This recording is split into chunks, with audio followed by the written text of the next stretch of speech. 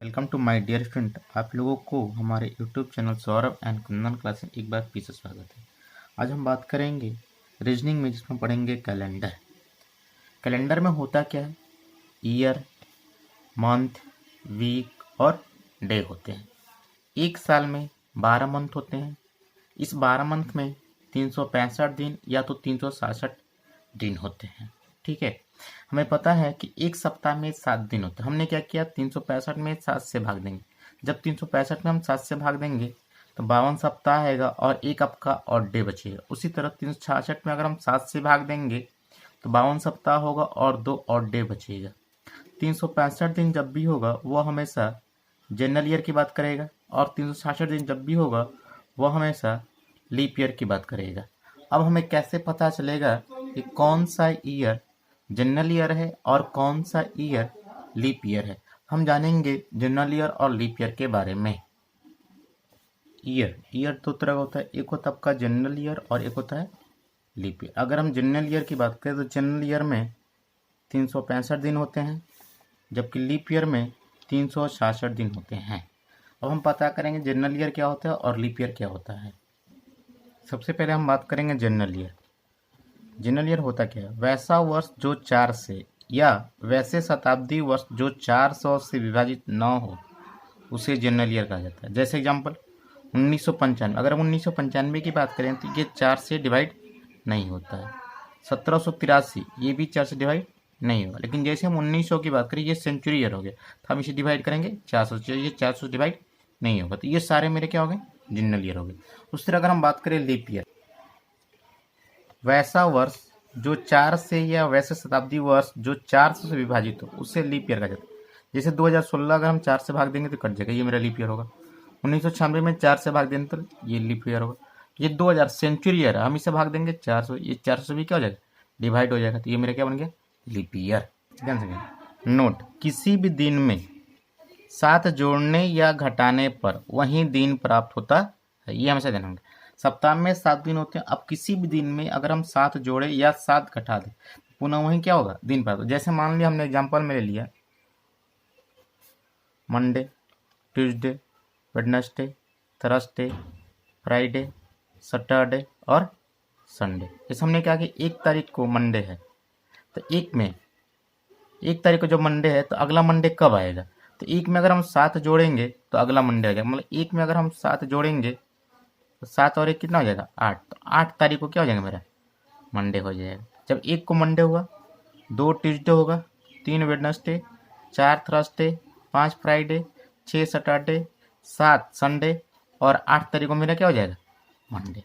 तो किसी भी दिन में 7 जोड़ने पर या 7 घटाने पर पुनः वही दिन प्राप्त होता है। अब यहाँ से हम बात करें एक क्वेश्चन की। क्वेश्चन है आपके पास, यदि किसी वर्ष 1 मार्च को मंडे है तो उसी वर्ष 23 मार्च को कौन सा दिन होगा? अब यहाँ ध्यान से, 1 मार्च दिया हुआ है और 23 मार्च की बात कर रहा है। 1 मार्च को मंडे है और 23 मार्च की बात कर रहा है। अब क्या करेंगे, हम यहाँ पे 7 जोड़ेंगे, 7 घटाएंगे तो जान टाइम ज़्यादा लगेगा। तो हम क्या करेंगे, 1 और 23 के बीच का अंतर निकालें। 1 और 23 के बीच के अगर हम अंतर की बात करें तो 22 दिन का होगा। और हमें पता है कि किसी भी दिन में 7 जोड़ने पर या 7 घटाने पर वही दिन प्राप्त होता है। हम इसमें क्या करेंगे, अब 7 से भाग देंगे। 17 का 21, शेषफल कितना बच गया? 1। जितना शेषफल बचेगा उतना दिन आगे जाएंगे। मंडे में 1 जोड़ देंगे, ट्यूसडे। ये मेरा आंसर हो गया। ठीक, अब ध्यान से 100 साल में 5 ऑड डे होते हैं, 200 साल में 3 ऑड डे होंगे, 300 साल में 1 ऑड डे होता है, 400 साल में 0 ऑड डे होता है। ऑड डे होता क्या है कि आपको पता है कि सप्ताह में 7 दिन होते हैं। ठीक, तो दिन निकालने के लिए हम लोग क्या करते हैं? ऑड डे निकालते हैं। तो आपको याद रखना होगा कि अगर हम आपसे पूछे कि 100 साल में ऑड डे की संख्या कितनी होगी, तो 100 साल में 5, 200 साल में 3, 300 साल में 1 और 400 साल में 0। दूसरी बात, 400 का मल्टीपल जितना भी होगा उसका ऑड डे हमेशा 0 होगा। अगर हम आपसे पूछे कि 800 साल में ऑड डे की संख्या क्या होगी, तो 800 का 0, 1200 का भी 0, 1600 का भी 0, 2000 का भी क्या हो जाएगा? 0। मतलब 400 का मल्टीपल जो भी होगा उसका ऑड डे हमेशा क्या होगा? 0 होगा। अब आपके पास क्वेश्चन दिया कि 1900 साल में कितने ऑड डे थे? 1900 साल के। तो सबसे पहले हमें ये करना, इसको 400 का मल्टीपल में तोड़ना। 1900 को अगर हम तोड़ेंगे तो 1600 और प्लस 300। हमें पता है कि 400 का मल्टीपल जितना भी होगा उसका ऑर्डर में से क्या होगा, 0। तो 400 का मल्टीपल 1600 होगा, तो इसका ऑर्डर क्या हो गया, 0। 300 की अगर हम बात करें तो 300 ऑर्डर में कितना होगा, 1। 0 और 1 को जोड़ेंगे तो क्या हो जाएगा, 1। मतलब 1900 साल में ऑर्डर की संख्या कितना हो जाएगा, 1 हो जाएगा। अगर हम इसी तरह आपसे पूछें कि आप ये बताएं कि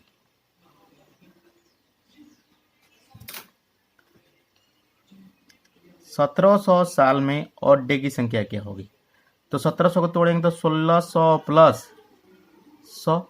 1600 का वैल्यू 0 और 100 में कितना, 5। तो 0 और 5 को जोड़ेंगे क्या हो जाएगा, 5 हो जाएगा। अगर हम यही बात आपसे पूछे कि आप ये बताएं कि 50 साल में ऑड डे की संख्या क्या होगी। अब ध्यान से, ये तो हुआ सेंचुरी, नहीं है, 50 साल की बात कर रहा है। अगर दिया हुआ ईयर सेंचुरी ईयर ना हो तो ऑड डे निकालने के लिए सबसे पहले उसका लीप ईयर निकालें। तो 50 साल की अगर हम बात करें तो 50 साल में लीप ईयर 12 होगा। तो इस दोनों को हम क्या करेंगे, जोड़ेंगे, और जोड़ने के बाद 7 से भाग देंगे। 50 और 12 को जोड़ दें, 62। 62 में 7 से भाग दिया, 8 सते 56। शेषफल बच गया कितना, 6।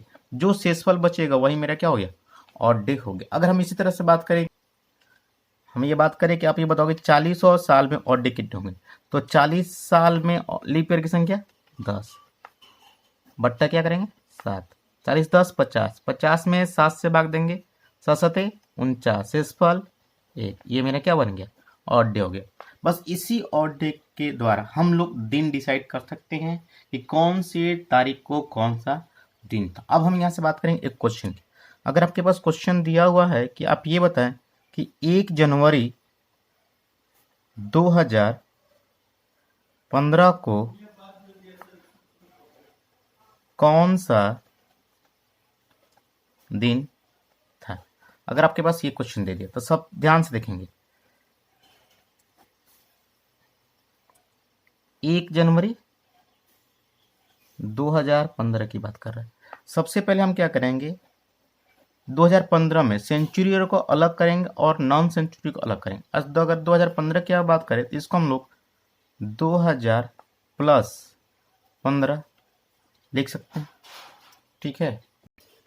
अब यहाँ से हम क्या करेंगे, सेंचुरी ईयर का ऑड डे निकालेंगे। पहले सबसे पहले 2000 का ऑड डे निकालेंगे। अगर आप 2000 के ऑड डे की हम बात करें, जो 2000 है 400 का मल्टीपल है, इसका ऑड डे क्या हो जाएगा, 0। बच गया कितना, 15। तो जितना भी बचेगा आप उस समय से एक कम लेंगे, 15 से कम 1 14। अब ध्यान से, अब इसका ऑड डे निकालेंगे। तो सबसे पहले इस 14 का हमें लीप ईयर निकालना है। इस 14 साल में लीप ईयर कितने होते हैं, जो 14 साल में लीप ईयर 3 होगा, क्योंकि 4 साल पे लीप ईयर तो चढ़ती हैं 12। तो 14 साल में लीप ईयर कितने होंगे, 3 होंगे। 14 और 3 को जब जोड़ेंगे हम लोग तो आगे आपके पास 17। अब इसमें हम क्या करेंगे, 7 से भाग देंगे, 7 दूनी के 14, शेषफल बच गया कितना, 3। तो और डेट संख्या कितना हो गया, 3 हो गया, ठीक। 1 जनवरी तक जाना है, तो जनवरी में कितना दिन, 1 दिन। 3 और 1 4, यहाँ पे हो गया क्या, 4। तो 4 का कोड आपका होगा थर्सडे। ध्यान से देखेंगे, अगर 1 आया, 1 को हम लोग मानते हैं मंडे, 2 आएगा ट्यूसडे, 3 आया वेडनेसडे, 4 आया थर्सडे, 5 आया फ्राइडे, 6 आएगा सैटरडे, और 0 या 7 आएगा संडे, ठीक है। इसी तरह बात करेंगे हम नेक्स्ट क्वेश्चन पे। अगर आपके पास क्वेश्चन दिया कि 15 जनवरी 1945 को कौन सा दिन था। 1945 की जब अगर बात करें तो इस 1945 में सबसे पहले हम 1900 का निकालेंगे। जब इसको हम तोड़ेंगे तो 1600 प्लस 300, 1600 का ऑड डे कितना, 0, और 300 कितना, 1। 0 और 1 बराबर 1 हो गया। अब बच के मेरे पास कितना, 45। तो 45 से 1 कम 44। 44 साल में लीप ईयर कितना, तो 44 साल में 11 लीप ईयर। दोनों को जोड़ेंगे 7 से भाग देंगे, 44 और 11 को जोड़ेंगे 55, भाग देंगे 7 से, 7 सते 49, शेषफल 6। ये 6 हो गया। जनवरी में हमें कहाँ तक जाना है, 15 जनवरी तक। 1 जनवरी से लेकर 15 जनवरी तक टोटल आपका 15 दिन होगा। तो 15 दिन में ऑड डे की संख्या कितना होगा, तो 15 में जब हम 7 से भाग देंगे तो शेष बचे कितना, 1। तो 1 लिख दे। अब सबको हम क्या करेंगे, जोड़ेंगे। और हमको ये भी पता है कि 7 दिन पे पुनः वही दिन मिलता है, तो 1 और 6 7, इसका मतलब दिन तो वही होगा 0, बच कितना है 1, और 1 का कोड क्या हो जाएगा, मंडे। ये मेरा आंसर हो गया। ठीक है, चलिए।